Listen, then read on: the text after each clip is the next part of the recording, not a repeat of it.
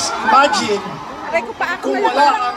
ang remittance ng ating mga OFW, ano na mangyayari sa ekonomiya ng Pilipinas?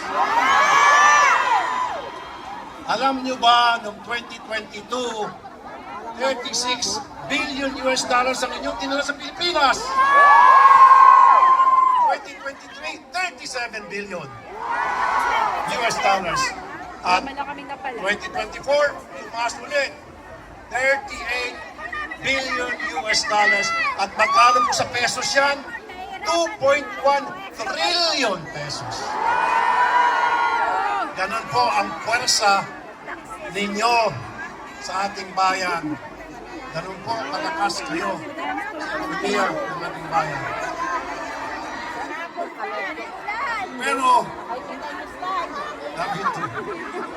Pero, hindi naman po siguro masama kung tayo'y mangarap. Ano po? Sabi nga nila, libreng mangarap. Saan balang araw, hindi na natin kailangan mag-ibang bansa dahil may sapat na trabaho na sa Pilipinas.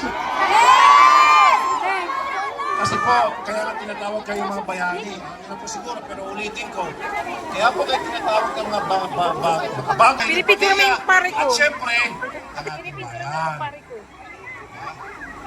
So,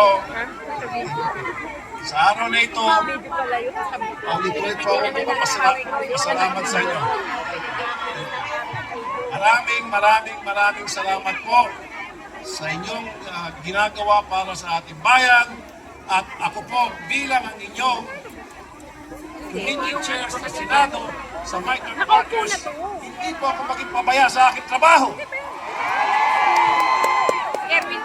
Sabihin niyo lang po kung ano kailangan niyo sa ating gobyerno at kung kailangan niyo sa Senado.